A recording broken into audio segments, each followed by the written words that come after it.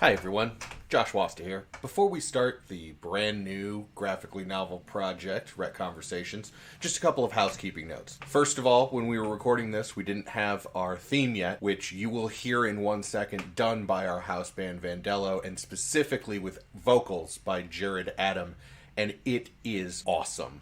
Second of all, obviously, due to the nature of the show, this is going to be full spoilers. Duh. So if you don't want spoilers for the comic storyline that we are talking about, well then there you go. Don't listen. Or listen later. Read and then listen. I like that better.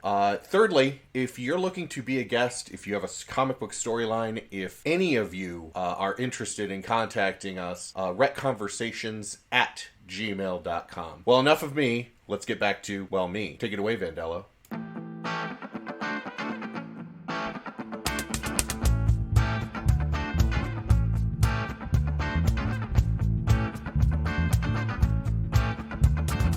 Direct conversation, some deep reactions, please.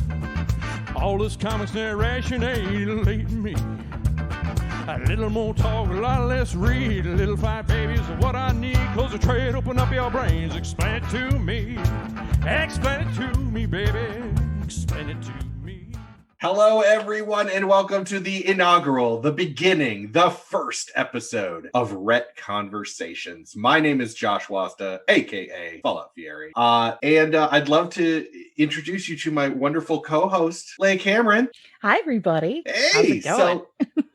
So if you are just tuning into this and have absolutely no idea what the basis of this show is, welcome. We aren't even really 100% sure what we're doing either, but where the fuck am I? That is our guest, Mike Tomasek of Little Twin Publishing. Hey, hi, how are y'all? He's actually the reason that we have him on as the first guest is he's the reason for this whole show. But we will get into that in a second. I do want to mention that auditing our first show, who is not a regular part, but is part of the graphically novel family, my lovely wife, the Baronessa Jennifer Howland, is here. Hi, everyone. So she may be making peanut gallery comments. Oh, count on it. I'm here for you, Mike. Oh, fuck. This is going to be so interesting. So it's going to be good. So how this all started was back in the day, in the before times, when we could all gather in places called bars. Y'all remember places, right? Places were so cool.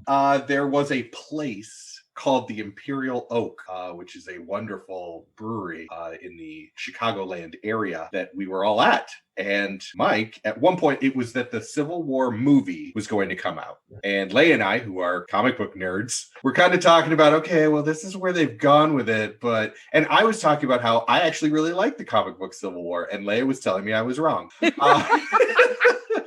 Yep, that's exactly how that conversation went. And then Mike said, okay, for those of us that don't understand, explain Civil War to me. Yep. And then I took a deep breath. And that was a mistake. Trademark. Yeah. I took out my PowerPoint and I was like, all right, make yourself comfortable. Get yourself a second round of beer. And I did. Unfortunately, I don't have a beer right now. I made another mistake. No. So we explained Civil War, and if you look at our logo, that is the lovely Mike. And his expression halfway through us explaining the Civil War plot, the comic book Civil War plot. Years have gone by since then, but it's such a fond memory in our group of friends. And Leia and I kept talking about doing it. And then once we started graphically novel, I mean, we're already kind of in that area. And so Leia was like, I would love to just do this, to have people ask us about weird comic book plots and then we explain them. And I'm like, all right, you let me know when we want to commit to this idea. So we're doing it for a season. We'll see, because man, the things that we're going through this season, we'll talk about that at the end. I would also like to add that one, I have totally and absolutely forgotten every fucking thing, a bit of madness that you two have told me during that time. Two, I still don't read comic books. So any of y'all like that are listening, I don't know. I've literally before the show started, we talked about the only comic book series, and I was told I was wrong about this. That they are graphic novels. It's a graphic novel. Is the only thing that I have ever read completely all the way through is Mouse, which is a real lighthearted story, as everyone who's read it knows. Yeah, it's a real good fucking thing. Yeah, it's like Watership Down. Yeah. Woo! So thankfully we won't be doing that. But we're going to be doing a little bit more fun, happy things. But I don't know anything about comics. The only thing I've seen is that like Leia was nice enough to most of the time drag me kicking and screaming at first, but eventually I warmed up to the MCU movies. But I know that those are not the comics.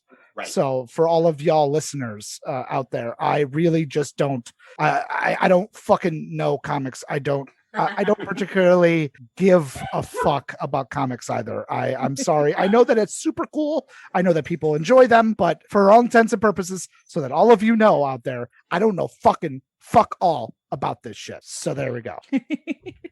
There we have it. Awesome. So the format of this show is going to be thusly. Leia and I will trade off on who is the explaining host. They have done a deep dive into the comic. Both of us have read it, but they've done a deep dive into the comic and kind of written out a structure of explaining how things happen in chronological order. At any time, our guest has, and eventually I may actually do like some sort of sound effect or something. An air horn. An air horn. It's just a rap air horn. Yeah.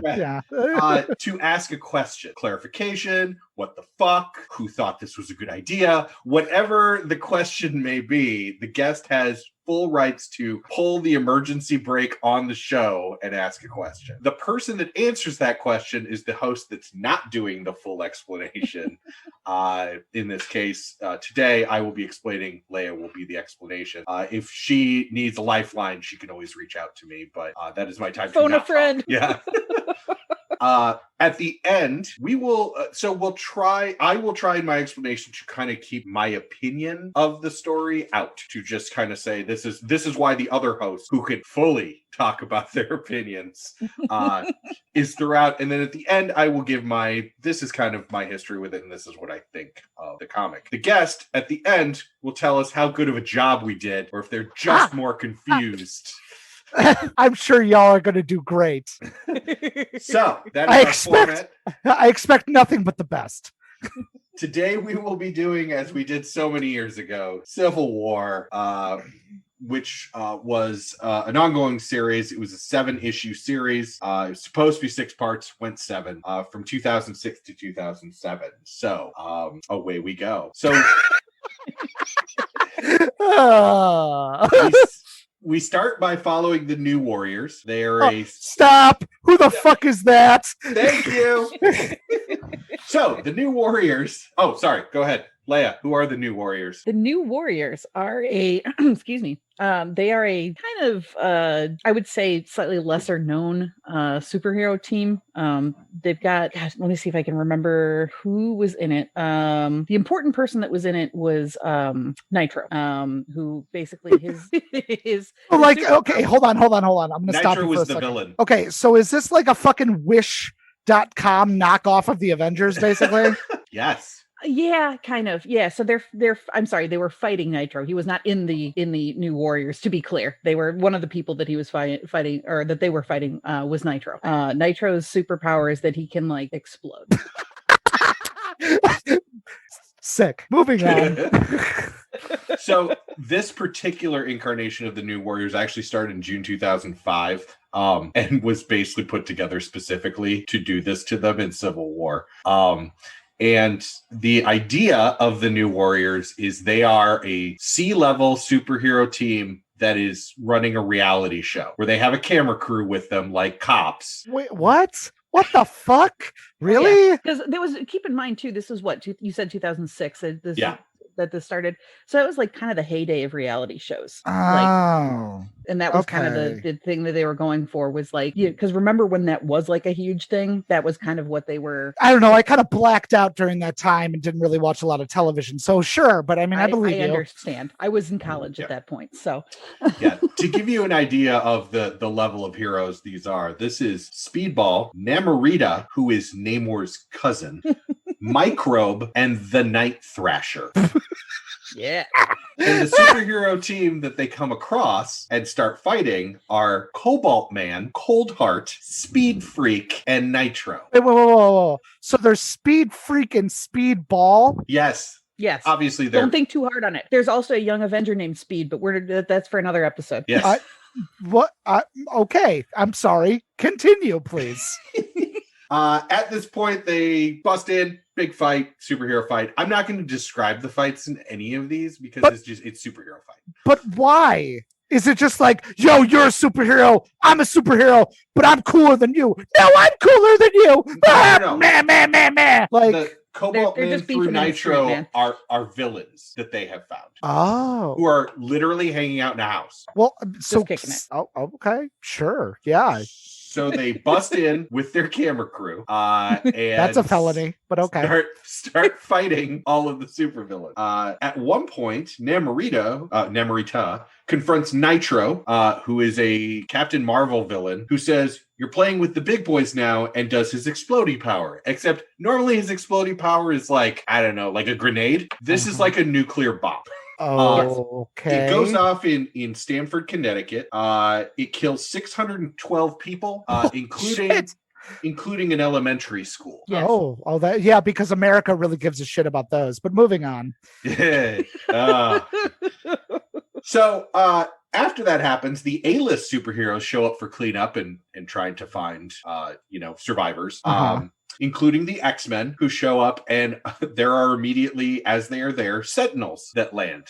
Because the U.S. government, at this point in Marvel Comics, has deemed that the X-Men need to be monitored at all times by Sentinels. So, okay, I'm just going to let that hang, sure. So they go through and they find survivors, but they're all talking about, is this the straw, that broke the camel's back? May I intercede for just a second? Sure. Mike? Yeah. The Sentinels are Big Brother. This is the government watching a group of people doing what they do because the government doesn't trust them. Yeah. Like, I figured that. That there's, like, the Sentinel. I mean, I've watched enough X-Men as a child to be like, doodle-doo-doo-doo. Yeah, Sentinels are bad. Doodle-doo-doo-doo. Like that kind of thing. Although, that's kind of where I'm at. These Sentinels are actually piloted by human beings. Yes, they're not robots. That's very important. If that makes any sort of difference. I don't give one corn chip of a fuck, but sure. It's like Pacific Rim. Oh, okay. So, like, well, at least they got a little bit of skin in the game. Yes. If they want to get like crazy, like, like their homeboys might get smoked. It's not like drones now. Right. Like, it's not just like robot army. There's actual people in there. Yeah. Right. Okay. I mean, sure. So then we quickly see kind of the American public's response to it, including a scene where She-Hulk is on Larry King talking about, well, police officers have to have training and a badge, so why don't superheroes? There should be training and regulation. Well, I'm going to stop you right there because there's a whole bunch of shit that is obviously... Since this was written obviously before Black Lives Matter, the Black Lives Matter movement, we can all see that that's not really how this works in reality. But okay, sure. Sure. If that's going to be the real launching point for all of this, sure. Go for it. Okay. So there's a memorial service for everyone who died in Stamford, and Tony Stark attends. And as he's walking out, a grieving mother of one of the elementary school children spits in his face for financing the Avengers, who are an example of the vigilante lifestyle. She blames him because the Avengers basically encouraged the new Warriors to go off and do shit that they shouldn't have done. Yeah, fuck you, Tony. I've been saying. Meanwhile, Johnny Storm arrives for a date at a club. Who the fuck? Okay, I'm going to stop you right now. You know that you have like introduced like 1 billion people so far. And I know that you haven't even started the fucking story, So but who the fuck is this person? The thing about Civil War is this is going to happen every other sentence. So because there's like 1 billion people. Johnny Storm is he's in the Fantastic Four. He's the Human Torch. Oh, that's why I don't know them, because I know that it's because there aren't any Fantastic Four movies, Mike. Yes, Not a there single aren't time any ever- fantastic. All of you listening, there is no Fantastic Four films. All right, thanks for that. At no point have No they problem. ever adapted that into television. or Too film. bad. Maybe one day they will. Yep. Moving on. He's the little match boy. Yes. Oh, okay. He can light himself on fire and flies. And important to this story, he is Sue Storm's brother. So the Fantastic Four are Reed Richards, Storm is who's the going to be Invisible very Woman. important. Who is Whoa. Okay, there was a lot just said. Hold on. Storm, different. Sue Storm, different than Storm from the X-Men. Yes. Correct. Sue Storm she's invisible. That's her thing. That's her deal. Well, not always. Right. Not always. Well, no, She yeah, is not forced. always. She can be invisible. What the fuck? Okay. Regular Storm, just Storm, is a Badass. character. Yeah, she's a badass. We love her. That's a whole thing for another day. It's not the same. But Sue Storm is Johnny Storm's Mike, sister. I'm just gonna say we aren't even past the first page here, so I'm gonna give you the option. I will pause the recording right now if you need to go and get yourself a beer. Yeah. Hold I on. think that's a good call. Yep, I'm gonna Yeah. pause it right Hold now. on. Audience, Hold on. we'll be right back. Mike, you're back. You got a drink? Yeah. Okay. Take a sip. All right. So I'm going to explain real quick who the Fantastic Four are because it will very much tie into this story. I'm recording my grief. Yes. So you start with Reed Richards. He's dude that looks like John Krasinski. His ability is being able to like elongate him, like basically his body is rubber and he can stretch and whatever. Oh, I'm sure his partners enjoy that, but okay, Indeed. moving on. And in fact, speaking of his partner, he is married to Sue Storm. That is his wife. She is the invisible woman. She can turn invisible, or she also has force fields. Her brother is Johnny Storm, who is the Human Torch. He can light himself on fire, and he can fly. There is a fourth member of the Fantastic Four, and that is the Thing. He really doesn't factor into this story at all, but he's big and orange and rock, and you may have seen him in things, because he's probably the most famous member of the Fantastic Four. It's also canonically Jewish. Also, yes, one of the very few Jewish characters in the I'm MCU. here for Jew. Subscribe for more. Good for all of them. Okay. Johnny Storm, who is also like a famous, like he's famously playboy. Like he's always Oh, of course. yeah. Obvious. Because if you had superpowers, Yeah. you know. So he shows up at a club and he's late for a date, and he skips the entire line up to the front, and the bouncer just opens it up and says, quote, because we're in 2006, Paris and Lindsay are waiting for you upstairs. Oh my God. That hasn't aged well, but okay. No. And as that is happening, someone in line questions why he gets to be let in when, you know, they've been waiting for hours. And his response is, quote, tell you what, gorgeous, next time you save the world from Galactus, you can borrow my free pass, Kay? Which gives you a good idea of who Johnny Storm is. Wow, Mhm. sounds like a real fucking winner. But all right, Yes. moving on. Well, the crowd then asks, how about the next time you blow up a school and kill a bunch of kids?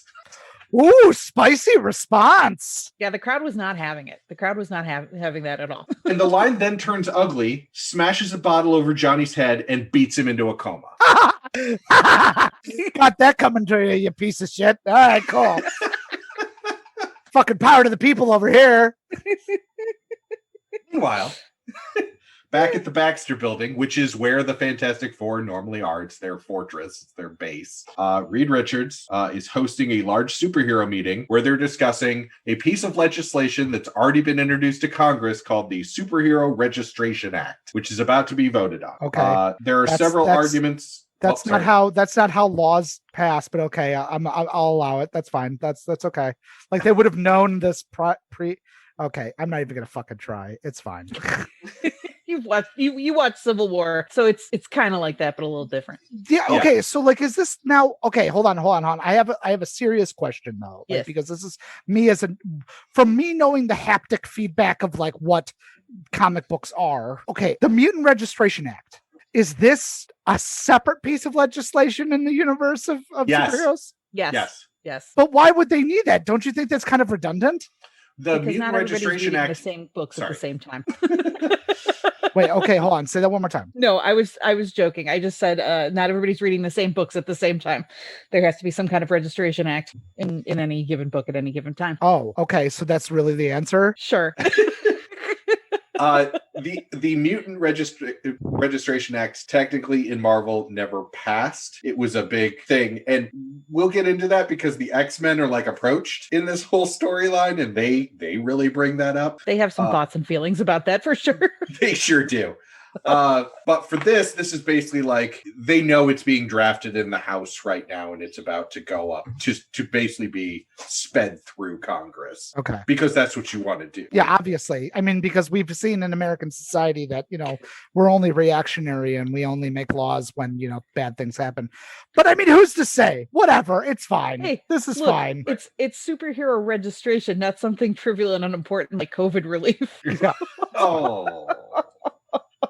Yeah. It's or Homeland fine. Security. Yeah. Yeah. So throughout this, there are a lot of different conversations that are kind of happening at this party that the book goes through, so you can just see people talking.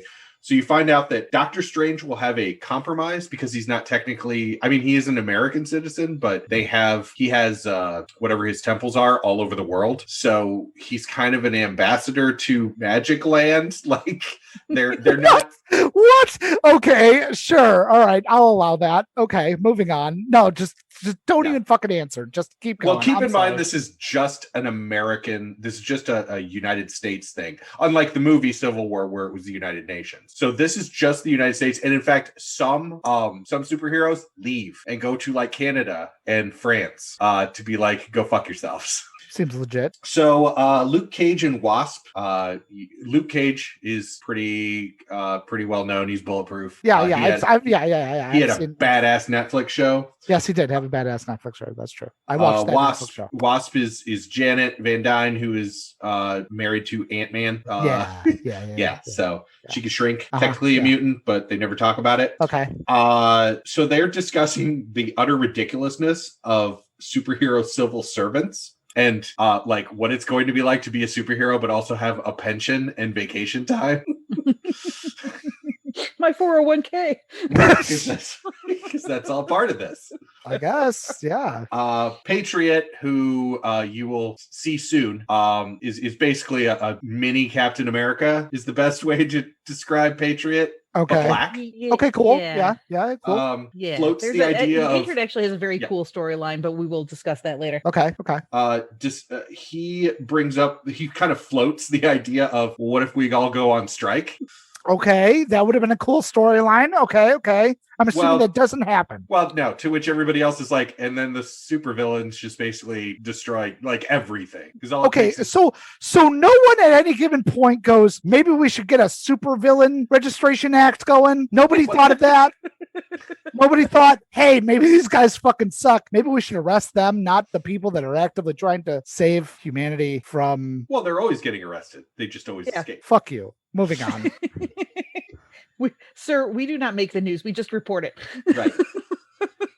Tony Stark then compares the tragedy in Stamford to an alcoholic's moment of clarity. Oh yeah, I forgot about that. Oh God. Oh, okay, God, that's not that's a spicy way to go, but sure. It's certainly a take. Right.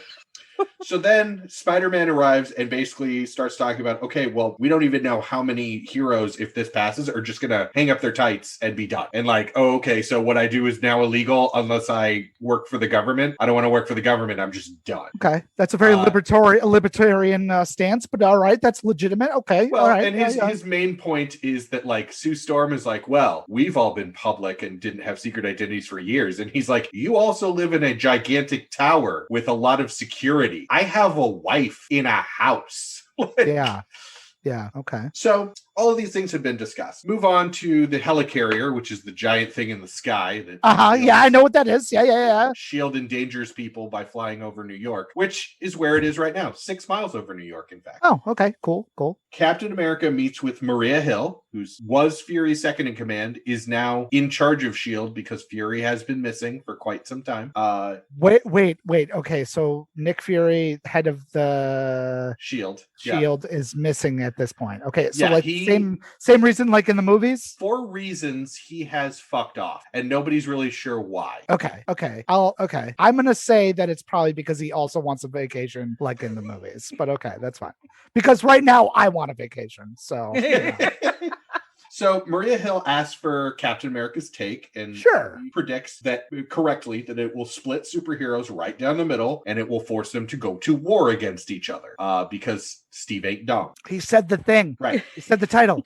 Hill then asks who he thinks will not register, and Cap says, well, mostly like street level heroes, so like your Daredevils, your Luke Cages. Okay. And then Hill says, okay, so nobody you can't handle, to which Steve is like, say what now? And that's when Hill basically says she wants Cap to lead the Avengers. They will be the main police force against rogue superheroes that don't register. Yikes. On bikes. Cap refuses, saying there's no way he's going to arrest people risking their lives for their country, to which Hill responds, and you'll love this one, you're the right guest for this show, that it's the will of the American people and he should obey. Oh, fuck that noise. Fuck that noise right into the sun. But okay, sure. Even Grant Rogers is too good for this world, and we do not deserve him. Yeah, that's not how fucking America works, y'all. But okay, moving on. So then Cap retorts that superheroes need to be above politics, above the politics of Washington, because who knows when Washington will start dictating who the supervillains are. Bing! And we saw the last 4 years how that works out, friends. Exactly. And again, I really need to state, we do not deserve Stephen Grant Rogers. Continue. Hill then says, well, supervillains are just people in mass who do not follow the law. And as she says this, every S.H.I.E.L.D. agent surrounding Cap starts cocking their weapons. Oh, because that goes well, I'm sure. Right. It's not going to go well. Right. To which Cap says, damn you to hell for this, Hill. And she responds, damn you to hell for making me do this. And then Cap has a big fight, escapes from 6 miles up, mind you, by jumping off of the helicarrier onto a jet, to which the pilot goes, Jesus! And Cap says, just keep flying, son, and watch the potty mouth. Too good. That's for some Captain American shit. That's sweet, legit too spot. pure. Yeah. Our sweet American hero cinnamon bun, Captain But this America. is also why, as an aside, this is also why it is so funny. There's a nod to him doing this in the Captain America movie, where he just jumps out of, like, Steve is always jumping out of things from very high up with no parachute. It's like a running gag. So that's why in the teaser trailer for Falcon and Winter Soldier, when Falcon does it, I lost my shit laughing, because I was like, oh, I see where you got it from. Okay. Right. He convinces the pilots to just fly off and basically help him escape. And then Hill watches and says she was just trying to save lives. That's how that scene ends. That's not okay. Yes. Sure. The homeboy jumped out of a fucking 6 mile up helicarrier. Yeah, I guess not. No, just fucking bail. So then back at the Baxter building, the Watcher appears. Who the fuck is that? All right.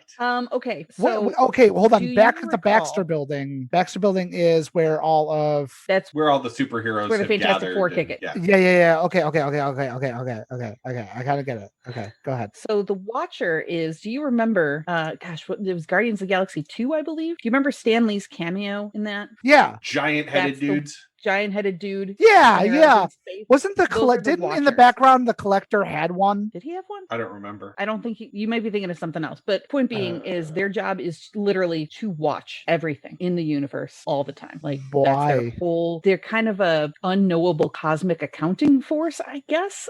They're kind of hard to explain, but like they basically they're like recorders. Okay. They observe. Okay. They're the watchers.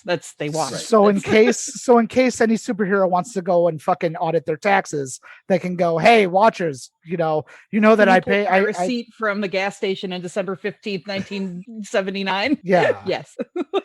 Okay. All right. Thank you for that. Yeah. So he just kind of appears, and he's giant. Like his head is touching the ceiling, and all of the superheroes that don't know who he is like, who the fuck is that?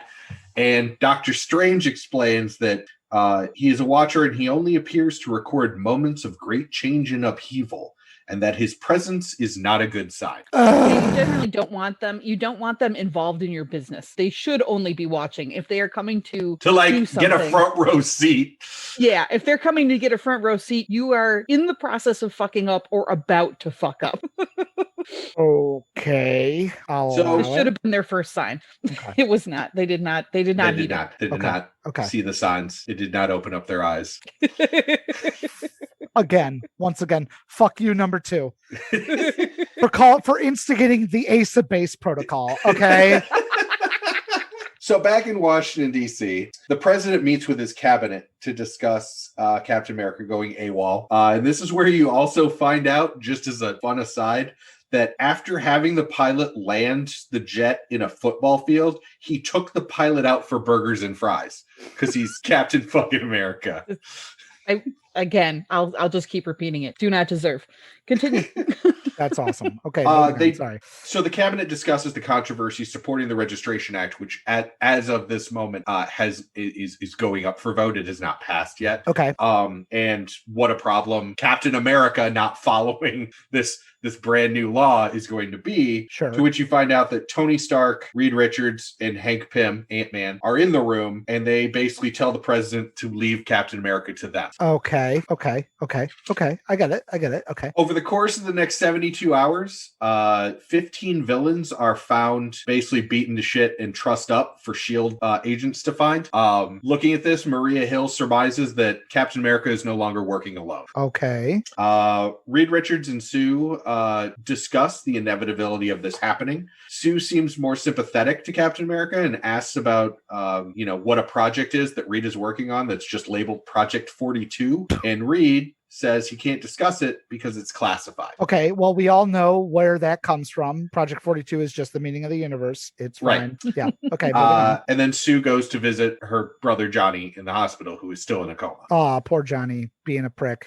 So Tony and Happy, who you may remember Happy from the Iron Man movies, is kind of the right-hand man. Yeah. Okay. John Favreau. Discussed that there have been 38 superhero signatures for registration once it passes. So they're like, okay, so we have 38. The rest are most likely either with Captain America or leaving the country. Okay. Already telling you how many different faces and everything else are going to be on the pages of these books. Oh, fuck. I'm going to drink more bourbon. Okay, going on. So the Young Avengers are out and about. Now, who the fuck are the Young Avengers? Yeah, Leia, help. All right, so the Young Avengers are the best. Okay. I know Loki's in there, right? Because Loki, you told me, for the fans out there. Yes. Leia decided to give me the background notes of Loki trying to find his best self and going on an Instagram level worthy walkabout. And I tried to describe the plot of Journey into Adventure right before Kieran Gillen's run on the Young Avengers. That was a trip. Wow. I tried my best. Yeah, it was. I haven't read Kieran Gillen's run, by the way, but just because I love but because I love things like Wicked and the Divine, I need to pick it up. You will love it so much. You will love it or your money back. Like, that's my money back guarantee.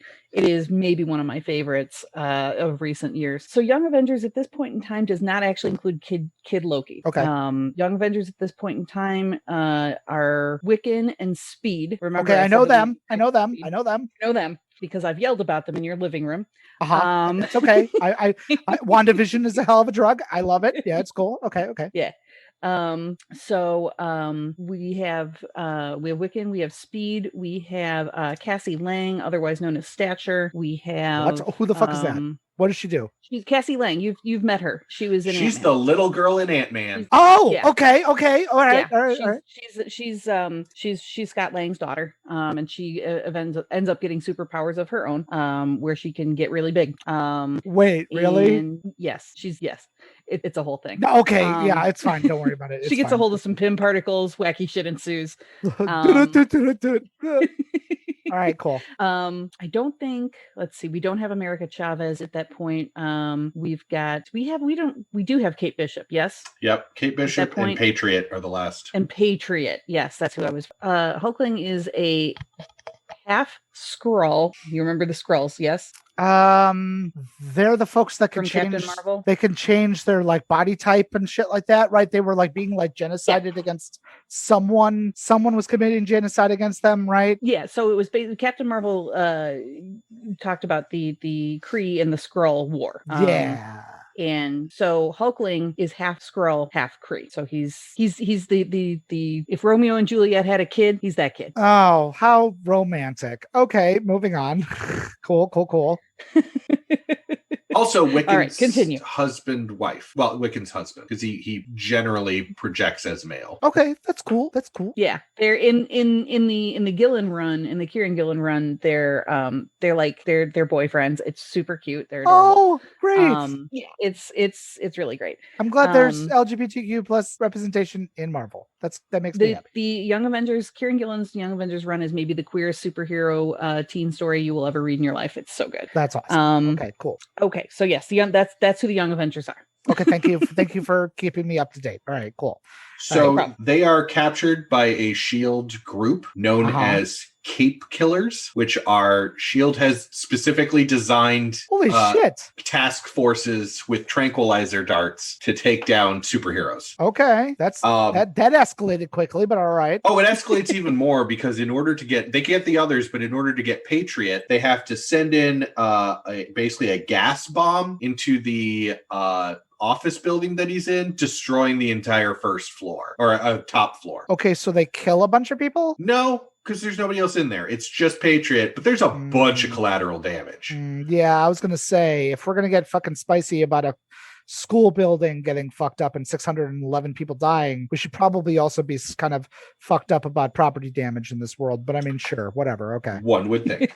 One would think. So as the Young Avengers are loaded into this transport, you find out that Cap and Falcon are undercover in the transport, and they help the Young Avengers escape. Yeah, my boys! All right. Yeah. By having Wiccan teleport them to coordinates that they gave him. And they end up in the Resistance's bunker, which is an old SHIELD bunker that only Fury knew about, is what Cap says. Okay. So with that, Tony appears at a press conference with the woman who spit in his face, whose name we find out is Miriam Sharp, and Spider-Man, who publicly unmasks, says, "My name is Peter Parker. I've been Spider-Man since I was 13 years old." And he signs the Registration Act. Yikes. Watching television at the time, Jameson faints. Wait, who? J. Jonah Jameson faints.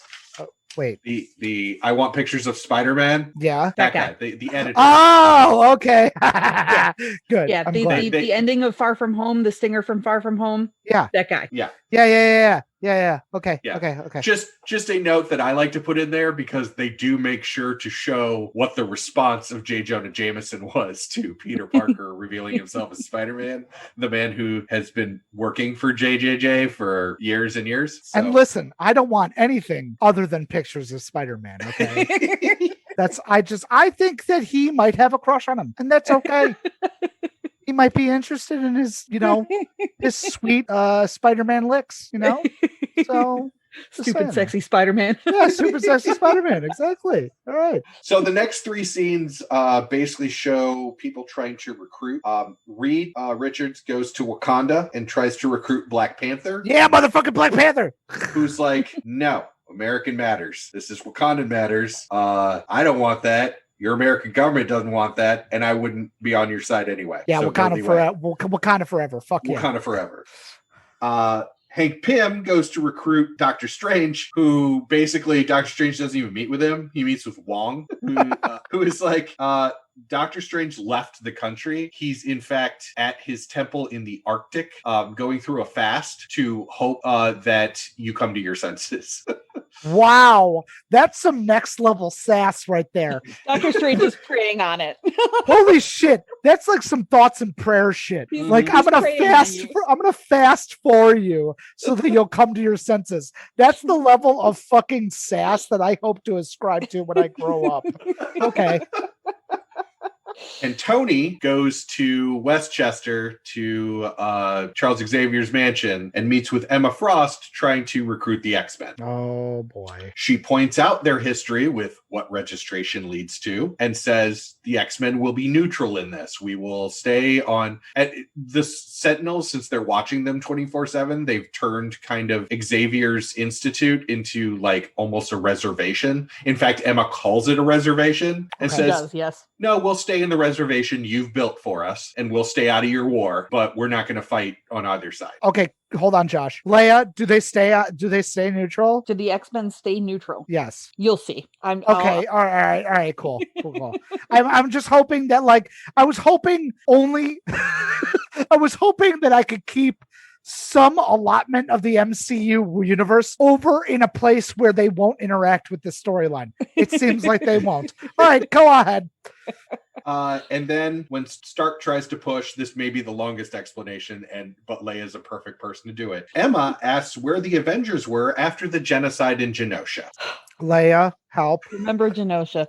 Always remember Genosha. Always remember Genosha. So, oh boy, this is like a whole other podcast almost. I mean, you can give the TLDR version. Yeah, 500 words or less, please. So, Genosha was a settlement that was created by, if I remember correctly, Magneto. Mm-hmm. And take me with you, Eric. Okay. Yes, and.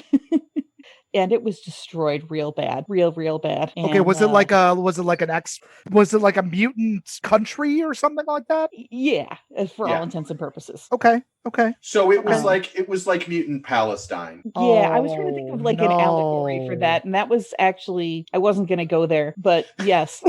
Oh no! And that's bad. It got bombed real bad, and they kill all the childrens, all the little children. Oh no! It's not a good scene, and that's why you've seen me every once in a while whenever somebody talks about Magneto being right, I follow it up with remember Genosha. Oh fuck yeah! That makes me love fucking Magneto even more. Yeah, Holy Magneto was right. Shit. Yeah. Yeah, because at building this, there was a whole thing about how eventually they'll come for us, is what some factions kept saying, and the ideal of Charles's way was, no, we've removed ourselves, we're doing our thing, and then they got bombed. So yeah. Okay. All right. I'm cool. I'm following now. Okay. All right. So because Genosha happened, the X-Men are like, hey friends, we tried. Where the fuck were this. you? Okay. Where the fuck were you is really more where they're at. Yeah. Okay, where cool. were you when our children were dying? I think is the line, or is it is the line that Emma says. Where were you when our children were? Actually, I think she says burning. Oh yeah. Oh. That's much worse. Okay, Yeah. remember how I said Mouse was the only graphic novel I ever. Okay, let's keep going. Let's just. All right. Woo! All right. So you see 4 nondescript dudes sitting in a diner in the next scene, and then you realize that they are Captain America, Daredevil, Goliath, who is kind of he was in the second Ant-Man movie. Yeah, he was. He was played by Morpheus. Wait, who is this person, Leia? He could get sorry. Yeah, he's as you'll recall from Ant-Man and the Wasp, he was played by Lawrence Fishburne. But he used the code name Goliath. That's who that is. Why am I blanking on this? I love Lawrence Fishburne, and I cannot picture this in my mind at all. Okay, sorry. All right, I'm not going to hold anything up. I will now equate this character with Lawrence fucking Fishburne. Okay, got it. Very good. The 4th person at the table is Hercules. Oh, stop! Who the what? Yes, it's exactly what it sounds like on the tin. No! It's exactly what it sounds like on the tin. Fuck you! That's my first fuck you. That's 3. We're at 3. This happens sometimes. No, they're Greek gods and they've got Thor demigods? and they've got Loki, man. What, the Greeks can't get in on it? Yeah, but I was accustomed to that. I was like, oh, the Norse gods, yeah, that's cool. I'm okay with that. They got some Greek gods in there too. Not all of them, just some of them. What? Yeah. Can you buy trades of this? Oh yeah. Hercules? Yeah.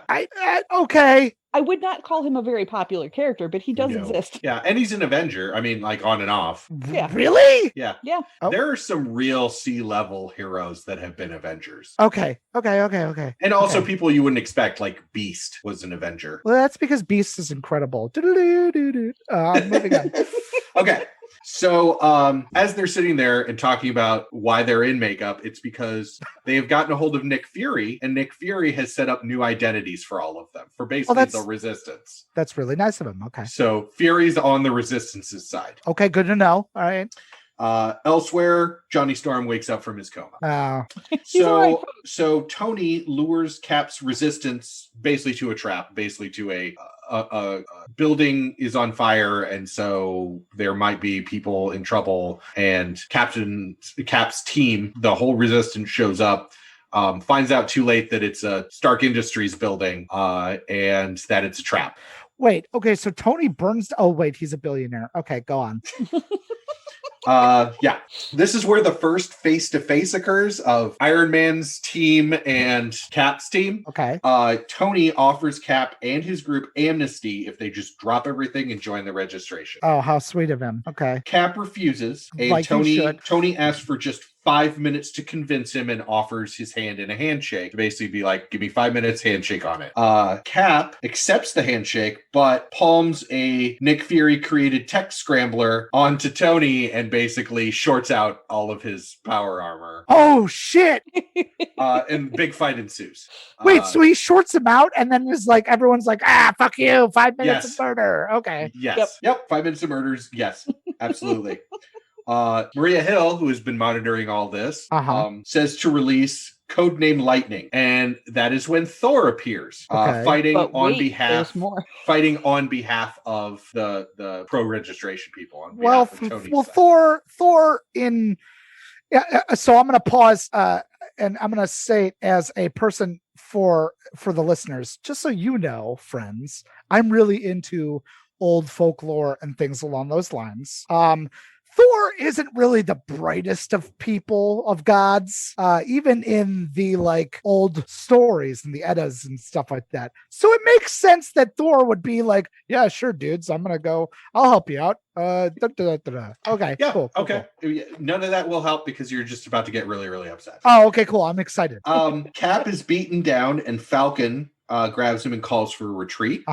Goliath grows to like 5-story size to basically intercept Thor for a second to let everybody get away. Okay. He likes killing giants, so that makes sense. Right. And Thor blasts a beam of lightning through Goliath's chest, killing him instantly. Holy shit! Yep, he did. Whoa! Thor then turns and goes to basically lightning strike and kill the rest of the Resistance, and they are only saved because Sue Storm, who has been on the side, Tony Stark's side, covers them with an energy bubble and absorbs the lightning, and then Cloak teleports them away. Wait, hold on, time out. Sue Storm was Invisible Girl. Oh, Invisible. Yeah, okay. She's not. Yeah, okay, cool. I'm sorry. I was starting to get confused because there's certain last names and things like that. Okay, cool. All right. And you so know energy bubble. What's up? You know who Cloak is? There's Cloak and Dagger are a superhero team. Leia, help! I actually know very little about Cloak and Dagger, but they are a superhero team. That much I do know. He has a big ass cloak and he can teleport people. Fuck you. No. I know Mike does not like capes. For everybody listening at home, Mike hates capes so much. He's a Tremere with correspondence. No. A lot of people aren't going to get that reference, but that's fine. So, now you know how I feel, listeners. Yeah, I have a personal vendetta against capes because I'm gonna be real honest. If you're gonna be saving the fucking world, because I don't know if you've ever worn a cape, they're actually rather clumsy. They're beautiful. They're beautiful and warm, but they're rather clumsy. If you're going out to help save the goddamn world, why the fuck are you wearing something that's literally a tripping hazard or something that could get caught in an elevator or let alone an escalator? And we all know how escalators could rip off your fucking toes and just kill you. And it's just horrifying. All right, I'm sorry. Continue. This bourbon is really starting to kick in. All right, let's go. This kid is back on the fucking escalator again. Okay, so as all this happens and the Cap's team gets away, Reed approaches Thor and vocalizes a shutdown code, to which Thor shuts down. Whoa, what? But he's not a machine. Or is he? Leia, what? He's a machine? There's a Thor machine? Surprise! It's not just a machine. It's a cloned cyborg Thor. What? So remember how in Age of Ultron in the film, remember how Vision was created? Uh-huh. It's like that kind Wait, of. so they did the Except same it's a thing for clone Thor? instead of vibranium. Like it, yes. Tony Stark found Thor unavailable and Right. was like, well, shit, I need this guy. I'll just make one. And had been sweeping the Avengers Mansion for DNA for all of those heroes for years. Yep. Wow, that's some like creepy stalker shit. That's some Yeah. Elon Musk bullshit. Yeah, that is some Elon Musk bullshit. Fuck. Yeah, so that's what that was. That wasn't Thor. That was Right. cyborg clone Thor. Who just murked a dude. He sure did. Yes. Hank Pym looks at Reed and asks why Thor, quote, didn't have the directives you promised. Wait, what? Yeah.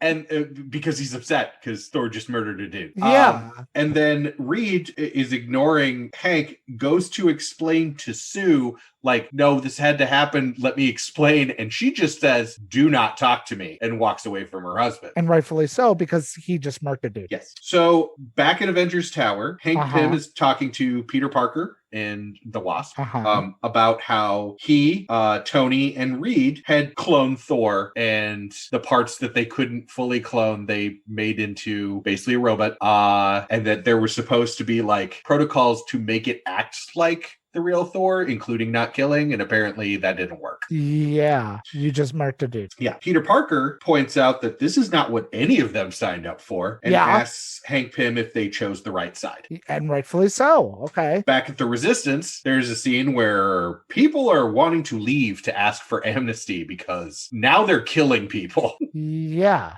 At Goliath's funeral, that none of the Resistance can be at, Miriam Sharp, who, to remind you, is the widowed, or is the mother of one of the kids that died that spit in Tony Stark's face, Uh-huh. basically just reminds Tony that he's doing the right thing. Okay, hold on. Leia, Yes. I think I remember something about this. This person isn't a good person, is she? Well, she's just a mom whose kid has died. She did, She's but not- isn't she like somebody else actually? No, Yeah. At No, no she's point just- in this story. she's just a mom. whose Really? kid- Wow, that's some like banality of evil shit. But okay. What you are thinking of perhaps is there's a scene in the film that kind of mirrors that with a woman who was talking about how her son died in Lagos. Yeah. In Yeah, the and isn't it Lagos like incident. actually like Loki or something like that? Like, No, she's also just a woman whose son has died. oh, okay. Sometimes this just happens. Oh, okay. All right. But yeah, For no, some she's- reason, I keep thinking that there's like somebody that's actually in the background, just like, "Wah!" Which is, I would not fault you for thinking that because that often happens. But in this particular case, no, she is just a woman who is grieving and isn't making a good choice. Okay. All right. Let's keep on rolling. All right. Also at the funeral, Reed looks over at where Peter Parker and Mary Jane are, and it basically kind of says to, I think it's to Hank Pym next to him, that Peter's acting suspiciously. Well, So- yeah, he just saw a dude get murked by his side. So, I mean, that makes sense. Right. That night, Sue leaves a note for Reed and leaves him to join the Resistance. Oh, okay. And Johnny goes with her. Okay. A little bit of extra creepy in this is the fact that she cooked him his favorite dinner and fucked him so he would be sleeping soundly when she left. Make of that what you will. Yeah. Okay. I mean, that's So with the amount of weird that's happening, sure. So the next day, Tony and Reed are discussing how many people they've lost and that it's more than they're getting from the defectors from Cap's side. So more people are leaving to Cap's side than are coming to their side. Uh-huh. So in order to make up for the numbers, Yeah. they activate the newest iteration of the Thunderbolts, who are supervillains tagged in monitors with nanobots. This particular team of Thunderbolts is Venom, Bullseye, Lady Deathstrike, Jack-o'-lantern, Songbird. So they they make a Suicide Squad. Yeah, that's all it is. Okay. From this point on, Oh. any villain that is caught can choose to either go to jail or to join the Thunderbolts instead. Of course. Yeah. Peter tells Tony face to face that he's quitting, Okay. and then a big fight ensues. Okay, of and course. Peter escapes. Good for him. Good for Peter. I'm glad Peter came to his fucking senses. In response, the Thunderbolts are released to go get Peter. Oh, okay. All right. So Uh, bad choice, Peter. Okay. Yes. Jack-o'-lantern and Jester, who I'm not even gonna. Yeah, take the I time don't to even explain want to who they fucking are. know. I don't want to know. They are D-level villains. Uh-huh.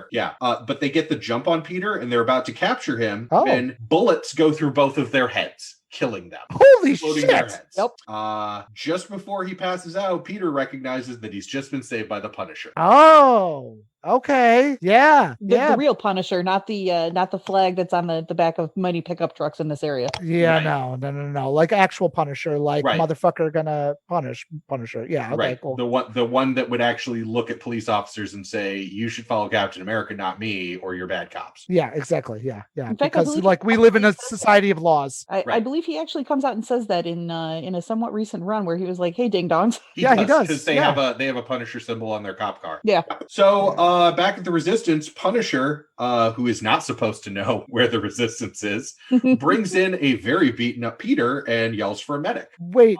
So he didn't. He wasn't supposed. There was to know. nothing. There was nothing before this where the Punisher was like in the background, Yep. or like kind of around, or maybe even a symbol was just spray painted on a wall. Nope. Just appears out of the ether. And I mean, to be fair, like that's pretty consistent with the character in the comics. Like he just knows shit and he can do shit. Well, Okay, and the other thing is that superheroes do not like the Punisher. They're not hanging out with the Punisher. They do not like Frank Castle. Yeah, he has like no friends. Okay. I'm gonna drink some bourbon on that. That's fine. Okay. All good. Drink about it. Mhm. So Punisher then says he's joining the Resistance because the Resistance doesn't employ murderers and villains. And he's been doing his own thing and been on the fence, but now there's villains on that other side. So he's joining up. Yeah. Okay. All right. Fuck yeah, Frank. All right. And then a bunch of people are like, no, we don't need the Punisher. That's not great. And the Punisher says, okay, but I can get you into the Baxter building where they have plans for all these sorts of things, including a prison where they're putting all of our friends. Oh, okay. So as they talk, you also see that Tigra, who is exactly what she sounds like, she's somehow a superhero, woman tiger. I don't know much about her. Picks Leia. up her cell phone and I know calls about Tony. as much as Josh does. So Okay.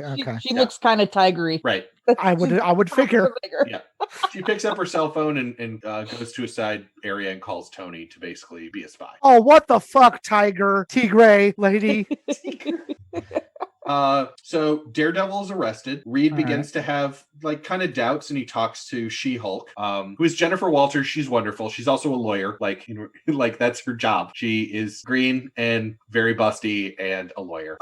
Sure. But she insists that they're doing the right thing because she's on the side of the law. This is what the law of the land is. Oh, yeah. Daredevil is taken by Tony to what is identified as number 42 prison. So it is what the plans were earlier. That is a prison in the negative zone, which it's pretty much the same thing in Marvel and DC. It's not a great place. It's like a hell dimension. It's not really a place as much as it is just sort of a absence of a place. Yeah, it's What? exactly like it's a hell dimension of nothingness. It's like purgatory. Because the idea is if you escape from this prison in the negative zone and you're not using one of the portals back to reality, you're just in the negative zone. Yeah. Fuck, man.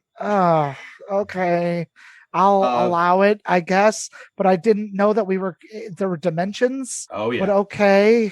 Oh yeah, there's a lot of weird stuff. Tony keeps talking to Daredevil, and the guard says that Daredevil hasn't spoken at all since he was arrested, and all he had on him was a silver dollar under his tongue, which the guard hands to Tony, and as Tony's looking at it, Daredevil says, now you have 31 pieces of silver.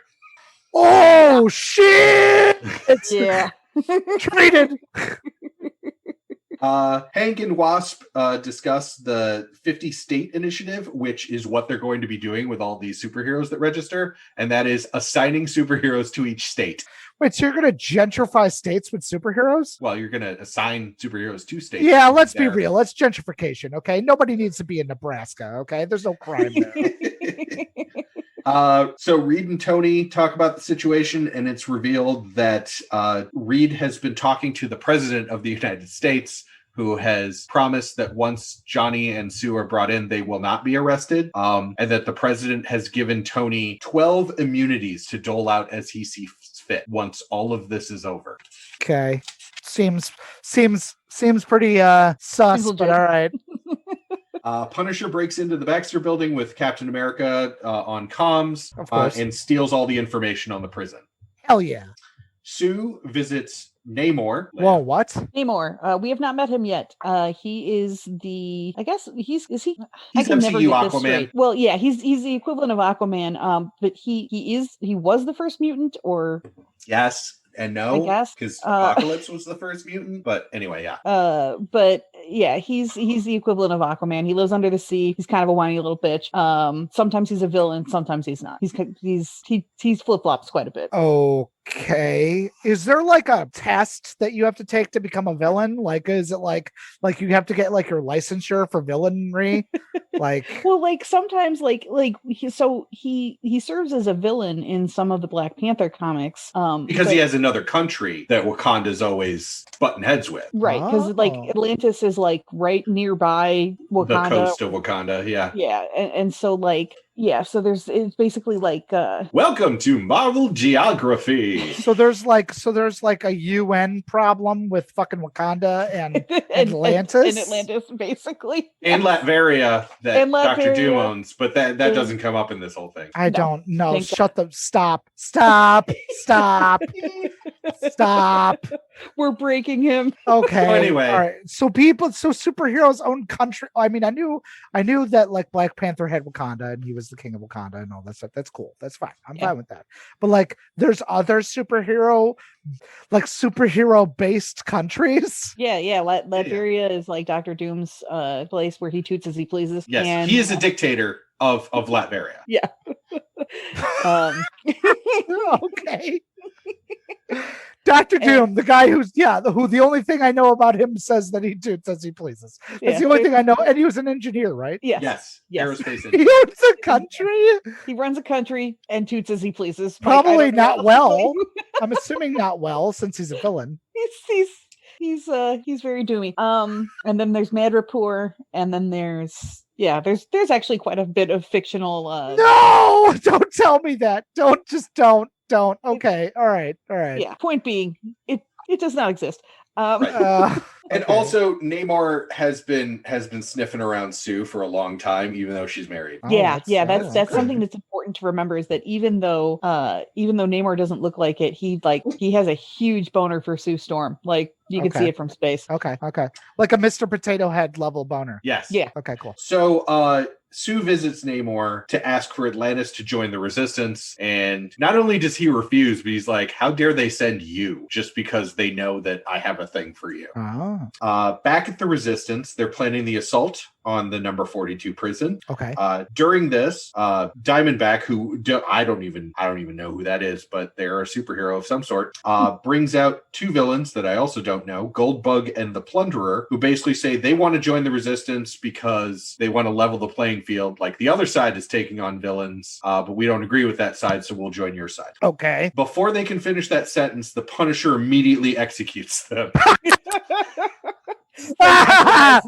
Chill. Zero chill. Wow. Okay. Yeah, chill like whatsoever. the scene is two Uzis in his hands, both smoking, and the remains of what were those two villains. All right. That leads to a fight between him and Captain America, as Captain America starts immediately beating the shit out of him. Of course, yeah. But while Captain America is beating the shit out of him, Punisher refuses to fight back. And Cap says, fight me. And Punisher basically says, no, not you. What? So the Punisher really respects Captain America. He's maybe the only person that the Punisher respects. And the Punisher will not fight Captain America. He will fight anybody else on the fucking planet. Right. But he loves Steve. He loves Steve death. just like we all should, because Stephen Grant Rogers is a fucking treasure. Okay. Continue. Okay. So, all right. So the Punisher is kicked out of the Resistance, and somebody kind of says out loud, I think it's Patriot, man, why wouldn't the Punisher fight Cap? And Spider-Man says he probably wouldn't fight Cap because, quote, same guy, different war, end quote. Yeah. Okay. That's because Punisher was in Vietnam. Yeah. To which Cap says that they're nothing alike and that Frank is insane. Yeah, Captain America does not reciprocate the admiration and respect that Frank has for him. So the big invasion of the prison happens, and Tony's team is already there. because Tigra. Yeah.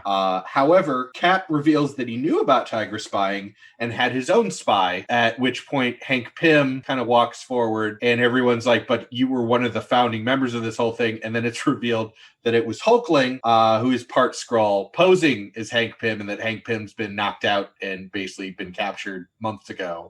The other thing about Hulkling taking over Hank Pym is that Pym had access to all of the cells in the prison, and so right before Cap and his team showed up, Hulkling had opened all of the cells. So all of the heroes that had been captured in the prison are now loose and join the resistance. Okay. Things aren't looking so good for them folks on the side of the law. Big ass fight. Big ass fight. Yeah. At one point, Cloak teleports everyone, both sides, to New York City, just right into the middle of the city. No. Way more fighting. The Thunderbolts capture Captain America. And are about to basically drag him out, like to be arrested, when Namor and his Atlantis army arrive and fight on behalf of the resistance.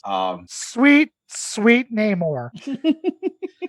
Clone Thor also arrives. Does he start immediately killing dudes? But has been quote unquote fixed, so he's not killing anyone. Oh, well, that's disappointing. We had to run a little debug on him. He's all right now. Yeah, a little defrag. He's all right. He's okay. We put a new OS. Cleared all his cookies. Yeah, he's fine. Cleared his backs, his history. He's fine.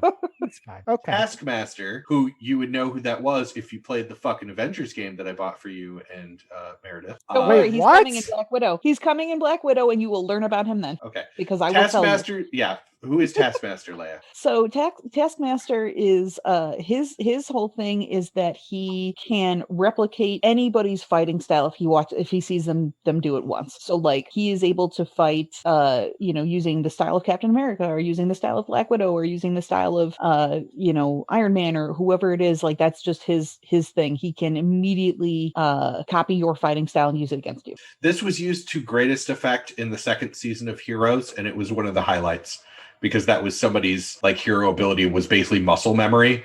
And she watched a wrestling match with Rey Mysterio doing a 619 and then could just do it. I forgot that happened, but yes, that did happen. All right. Okay. So Taskmaster, who goes to shoot Sue Storm, Reed stretches his body to block it and is shot instead. Sue is very mad and uses her force field to flatten Taskmaster. Not killing him, just comically in the ground. Oh, okay. I was gonna say, because like any other, if that happened to a human being, they would die. Right. Meanwhile, Hercules faces off against Clone Thor. Oh, fuck you. Has a whole speech about what a real god is, and that Thor's a real god, but this facsimile in front of him is no god, and bashes its skull in. Oh, thou art no Thor. Thou art no Thor. Cap and Tony fight. This is very relevant. They did this very close in the movie, where it's just them one-on-one, and Tony's mask is all broken, and Cap is standing above with the shield, and he's like basically saying finish it. And that's when Steve is tackled by like a half dozen New York citizens, and Steve's like, but we're trying to do this for you. And that's when the citizens point out all of the devastation and destruction that they have done to New York City in their fight. Okay, that's what I was hoping for. Yeah, okay. So New York is saved by New York people. Okay, cool. Steve, seeing the destruction, drops his shield and surrenders to a policeman. Basically holds out his hands and is like, arrest me. He is arrested, and he tells everyone else to stand down. God damn it, Steve. The last part of it is that the initiative occurs as planned. There are heroes sent to all 50 states that are assigned. There Cap's secret Avengers, which are like a handful of the people that were in the resistance, stay underground, refuse to sign. That includes mostly like Luke Cage and Spider-Man are the big two that I can remember from that.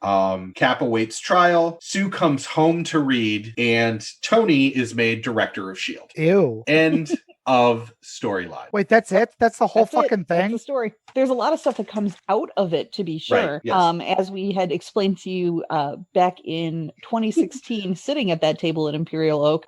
There are time bullets. There were time bullets. Fuck you. Stop. I remember. Stop. And Stop. that, ladies and gentlemen, and non-binary pals, is how we got the cover image for this very podcast, because we took the photo as we were telling him about time bullets. Right. But Mike, now you've been through Civil War front to back. Twice. Well, this one much better researched. I mean, I blacked out the first time. I might as well try to black out the second time, but okay. All right. So I got some serious fucking questions though. Let's Yes. go. Okay. Is there like a comic book series where fucking Captain America's on trial? Yes. No. Well, yes, but the immediate aftermath of this is that he dies. Yeah. Wait, what? He is in fact executed on the steps going up into the courthouse. Holy shit. Yeah, and that's how you get the time bullets. But yeah, that's why. Yeah. So that's actually, to be more clear, that is actually how you get Bucky Cap. Yeah. And so Oh. Bucky Barnes becomes Captain America for a while Steve is like out of commission. Because he got And then- murked. Yeah, Yes. and then that's a whole thing. And Bucky Cap is also a treasure and a delight because James Buchanan Barnes is also a perfect precious angel. I'm a little biased. Yeah, I know you are, but that's fine. But yeah, so you get a little bit of Captain America not being Captain America for a while as a result of Civil War. Okay. And that's kind of Um, what they did a little bit in the films as well, I guess. Yeah, they kind of did that with like Cap being like, I'm Dark Cap now. I wear baseball Yeah. hats that are black. And I wear black because I'm so broody now. And it's Hail like, Hydra. it's like calm down, Steve. Oh god. Yeah, I was yeah. very upset when they did that in the movie, even though I knew it wasn't real. I was still mad. Mhm. All right, I have finished my glass of bourbon. Any other questions? Yes. Why did I don't know. Why is Tony a piece of shit? I don't know. So you need to also understand what I didn't say before is that I did say that Civil War is 7 issues. That's the main story. If you want to know every piece of what happened with everybody in the universe, there are 117 issues to read. Yeah, no, I'm Yeah. not that interested. Yeah, so Civil War was kind of, if I remember correctly, and Josh, correct me if I'm wrong, Civil War was the first thing, at least that I can remember, that not only was there this main comic story arc that involved like literally dozens of characters, but also there were several other side arcs focusing exclusively on certain characters and like what they were doing at this time. Right. And Yep. so like it was kind of a like if you want to read the main plot, you can, but also like don't forget to buy this, and this so that you've got the full picture, and you've got all of these essentially spin-offs Right. or side stories. And so it's actually quite large.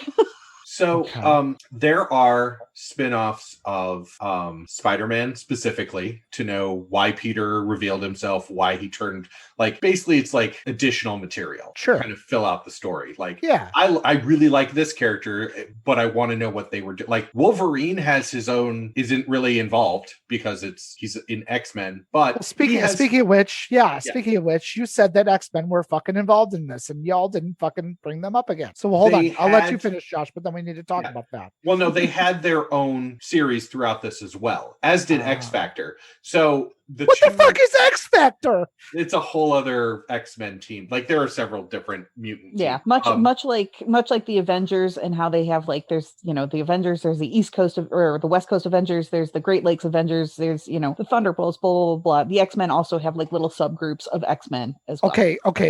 I'm gonna stop you right there, Leia. There's a Great Lakes Avengers. There sure is. It's headed That's where by Squirrel Girl is. Yeah, that's where Squirrel Girl is. What? Really? Yes. There's multiple teams of Avengers, and there's one that's for the Midwest. That makes me so happy. I don't Yeah. know. Like I didn't know that was a And thing. we get Squirrel Girl, so that should make you extra happy because Squirrel I Girl don't is... know who the fuck Squirrel Girl is. She is okay, a girl I got stuff to Doreen. show you.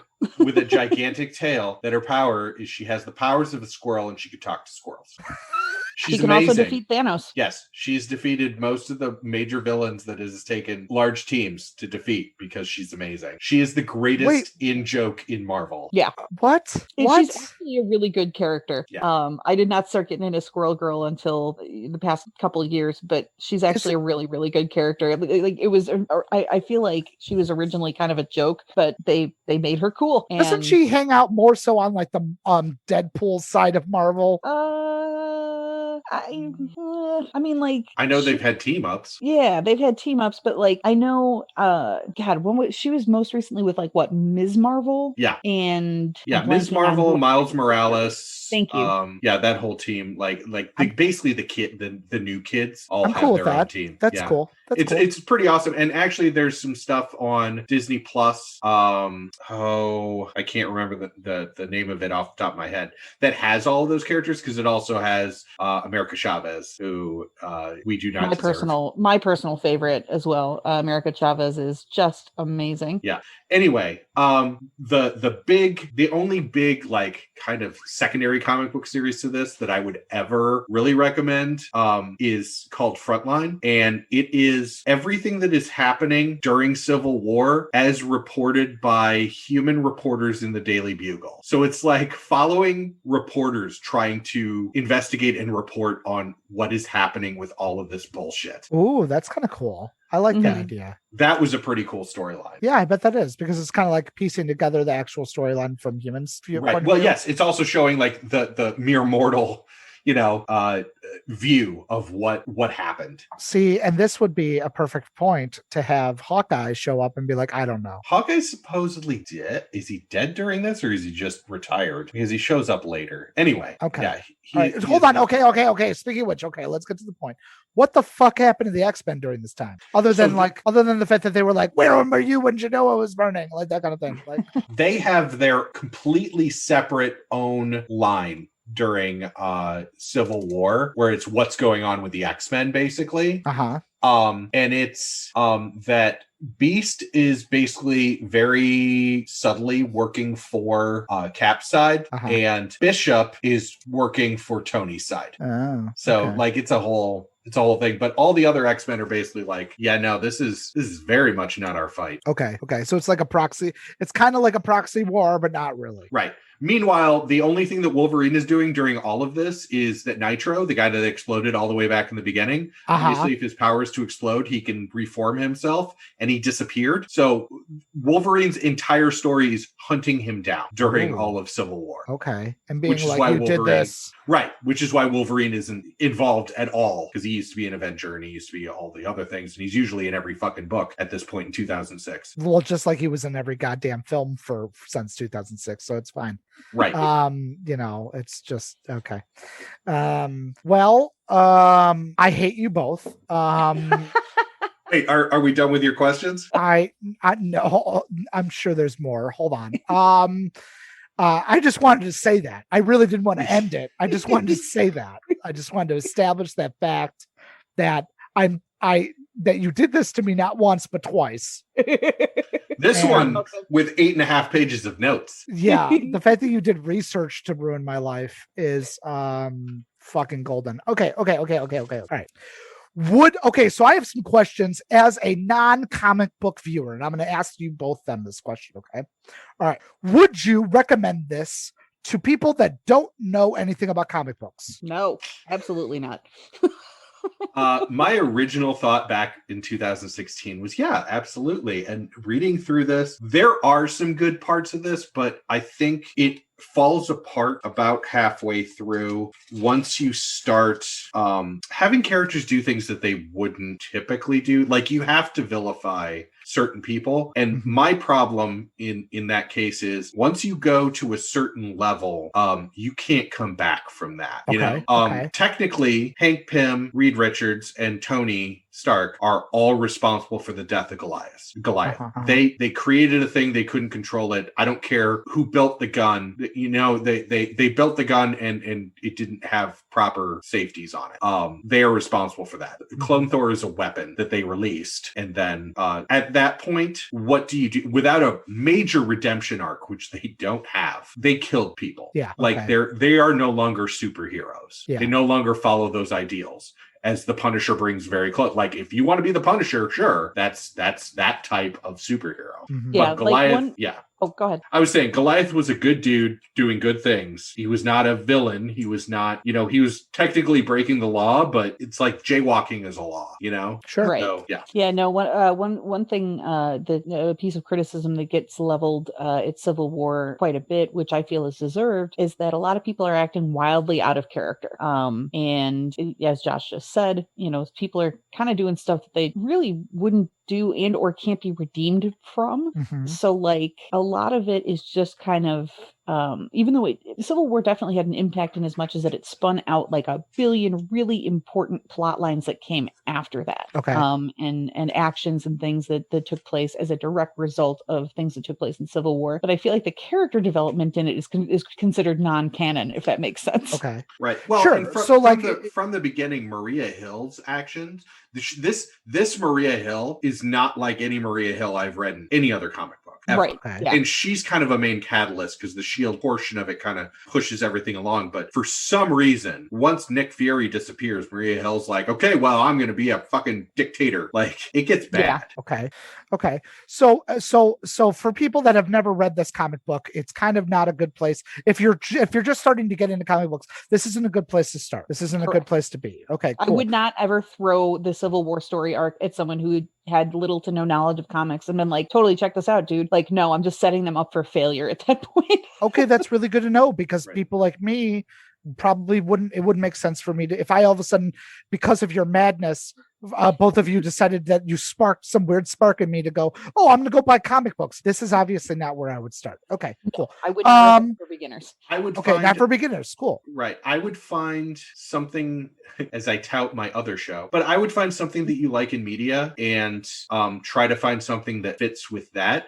Civil War, even the Civil War movie, does not fit with this storyline. Yeah, obviously, because I've seen that, and this is not what happened. No, not at all. And in fact, Civil War, the movie, going back to that conversation 2016, that's what Leia and I were worried about, was this comic book storyline and where the MCU had gone up until then. And we knew Civil War was coming, and who are they going to make completely unreasonable and way out of character? And they actually found a way in that movie to make it acceptable. Like Tony does stuff, but you know why he does stuff. And actually, Iron Man 3 is a perfect launching off point to see why he does that stuff. Yep. And people give shit to Iron Man 3, but I think Iron Man 3 is a great look into Tony's mind to understand why things happened later that did, Well, yeah. I mean, as a person who didn't know shit about comic books and watched that film, after watching the majority of the MCU at that point,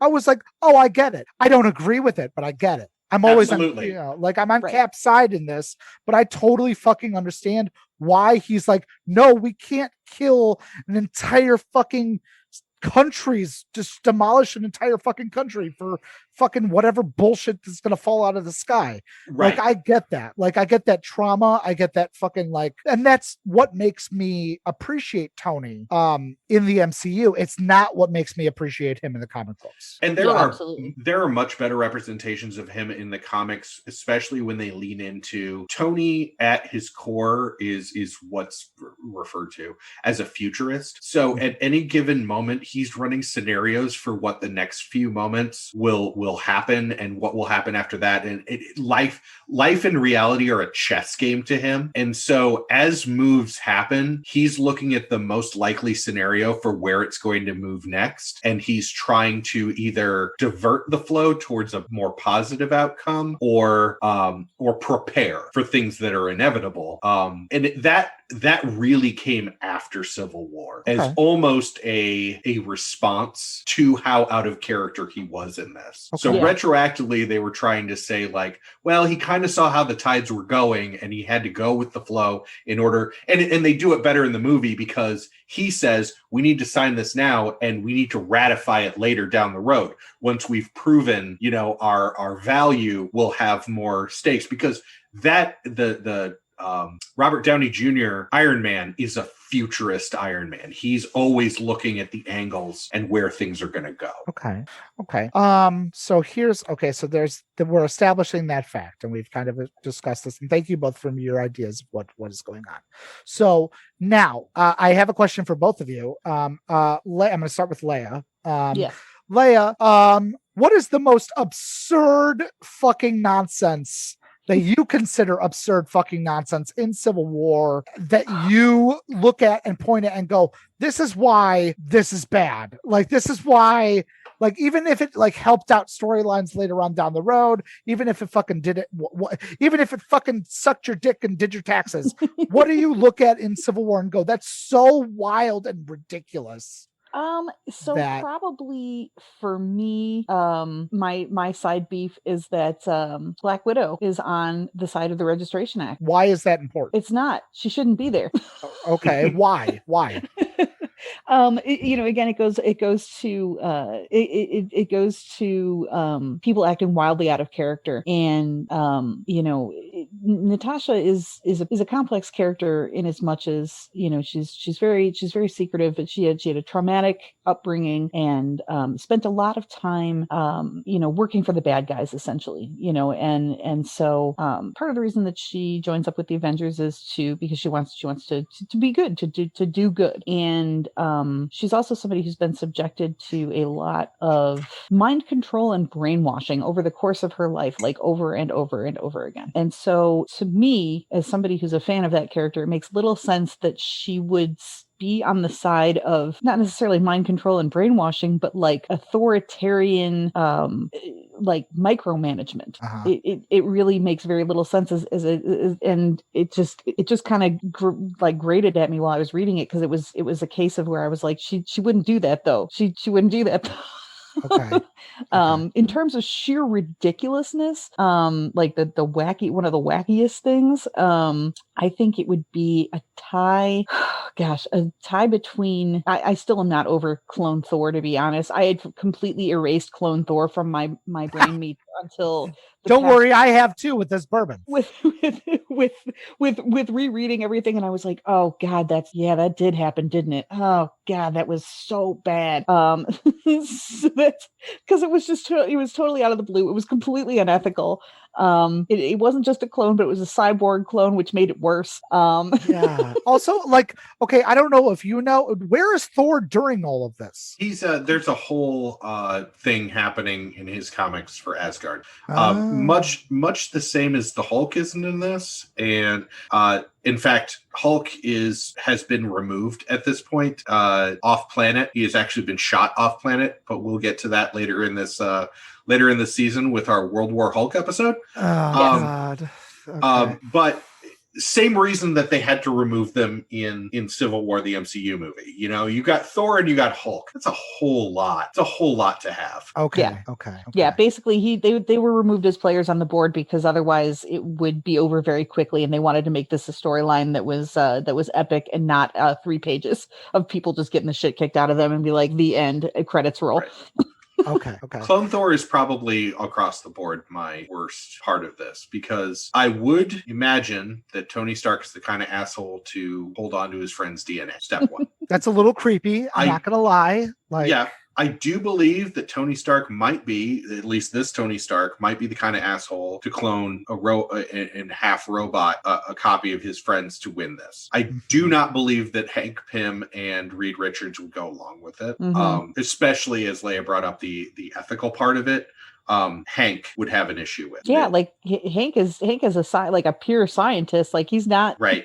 Reed has problems with ethics, which is why he's better when Sue's around. But Hank would be at least, and I mean Tony too. As they start going into it, he'd suddenly be like, I don't know the ethics on this, because Tony Stark has some ethics. He doesn't have a lot of them, but he has some. Reed has none. And again, why I'm not a big fan of that character. Okay. So like, but what is the most wild bullshit, Josh, that you think? Clone Thor. Is it the cloning? 1000% Clone Thor. Okay, Clone Thor. Well, okay, and cool. also, I guess Peter ever being convinced to take off his mask. Peter Parker ever endangering, because the ramifications of this will also be discussed later on this season as we get into One More Day, which is a direct result of this bullshit in Peter Parker's life. I'm going to take 5 minutes, and or not even 5 minutes. I'm going to take 5 seconds and probably say, one, Peter gets one of his loved ones also gets marked because of this. Yup. Okay, cool.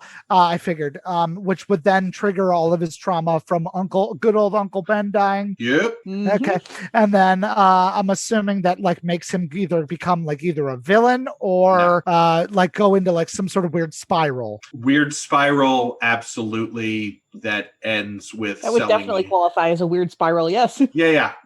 Which we will get into as we do our pocket of this season. That will be 3 of the worst Spider-Man stories ever made. I'm so glad I don't have to fucking deal with that. No, you sure don't. I am so glad I give this mantle to the next guest who has to fucking deal with you both of yours fucking bullshit madness. Okay. Is there Jen, is there any, you've had to listen to all of this madness? Any thoughts on Civil War? All I have to say is I'm glad I really wasn't paying attention at the Imperial Oak.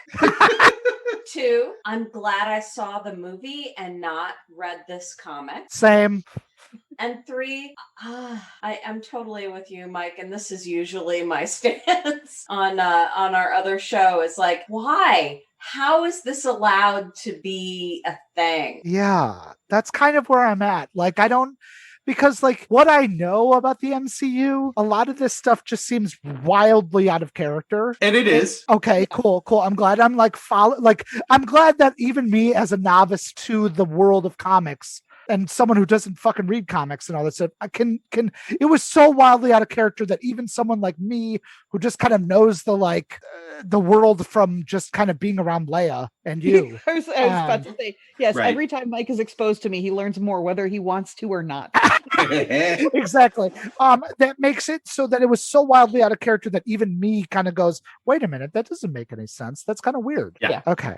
I think that's all I got. That's all I got. Yeah. So did we do an ample job explaining everything to you more than you wanted to know? I think both of you do get the gold. As an educator, I will give you both a gold star. That you both of you explained something very nice. And I appreciate it, and I fucking hate both of you for it because holy shit. Why do you people read these things? What the fuck? It's like a goddamn soap opera of fucking capes. Like, yes. Jesus. Yep. Christ. It's a disease. Yeah. Childhood. There is no cure. So as we have said, this has been the first edition of Rec Conversations, and thank you, Mike and Jen for coming in and gracing us. You're not welcome. To let people know what our next shows are going to be for this possibly only season, we'll see exactly how much Leia and how much torture you can do to these people, you fucking weirdos. Our next episode in 2 weeks, because we will alternate between Graphically Novel and Rec Conversations for releases. Our next episode will be House of M. Which is actually going to kind of be a double episode. We're going to do a Graphically Novel on it and a Rec Conversations, because on the Graphically Novel side, we'll be talking about WandaVision. Discussing a little bit of House of M on how there's a lot of ties there. And then Leia and I will break down House of M itself in its entirety. After that, we will start on our 3 Spider-Man series, of which we will do the 1990s Clone Saga. Sins Past in One More Day. Great. After that, we will have Mike's wonderful, lovely wife, Meredith, on for Death of Superman. Oh, great. I'm glad that she gets to witness one of these bullshit things. All right, that's fine. After that, we will be doing World War Hulk, then back to the X-Men universe with House of X, Powers of X. After that, we will be doing the newest incarnation of Secret Wars. And finally, Mike will be back with us for the finale as we do Civil War 2. Oh, I can't believe there's a second one. I can't fuck. Fuck! I You and can't. me I, both, buddy. You and me both. I can't. Why did I sign up for this fucking bullshit? This is great. I love it though. I'm glad. I'm glad that y'all are doing this to reality. I'm glad that you are just. There wasn't enough in 2020. You have to just keep it going. You I'm just. here to help. So, Mike, do you want to tell us a little bit about Little Twin Publishing? Sure. Hi, folks. If you are interested in role-playing tabletop games, you can find more information about what I do at www.mftomasek. Again, that's www.mftomasek.com. That's my website for both my personal stuff. I'm a freelance writer, game writer, and developer. And then, of course, for Little Twin Publishing, which is my publishing house, that is coming out with its first role-playing tabletop game called Sunset. We just put out the cover from my wife, Meredith, who made the art for it. It was really fucking incredible. It is a game about fighting against death. It's a hope punk horror game, fighting against death and trying to live your best life for what little left you have. If you want to find more information about what I'm doing, you can either check out my website, of course, or you can go to Little Twin Publishing on Facebook. And we got a sweet little page. I try to put stuff on it at least once a week, if not twice. So I am very, very happy to be here on Brett Conversations, not graphically novel, Brett Conversations. It's a graphically novel production. I'm so fucking tired. This is. He's had a lot of bourbon, folks. I should have drank more. And that's the only. All I can tell the guests on this show going forward, please drink. It's the only way to survive. But thank you. But yeah, so that's just a little bit about me. All right. Awesome. Well, the other part that I want to say is that our theme song was done by the wonderful Jared Adam, who is a member of Vandello, who we have a very close relationship with. They did the theme song to our graphically novel, and our lovely, lovely people, and our wonderful people. But when I approached him and said, "Hey, I'm doing this show called Rhett Conversations," and for some reason an Elvis parody popped into my head, he was like, "Awesome, I'll do it. Let's do this." So it is his wonderful voice that brings you in to our show. But yeah, I guess we'll see you in 2 weeks when we do House of M. I guess. I'm sorry. I'm so sorry. I tried to make it stop. I tried to make them stop. We'll do our best. We will do our best. All right, everybody. We'll see Thank you you, in a bit. everybody. Bye.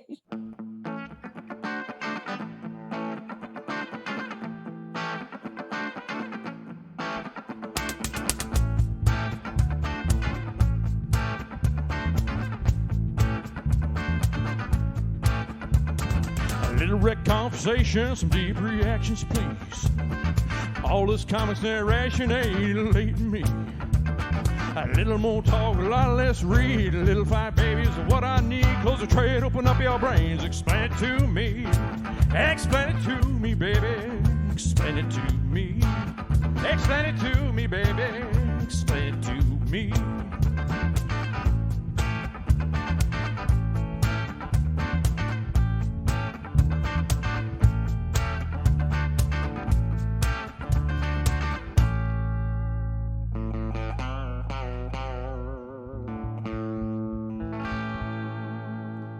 Vandello 2021.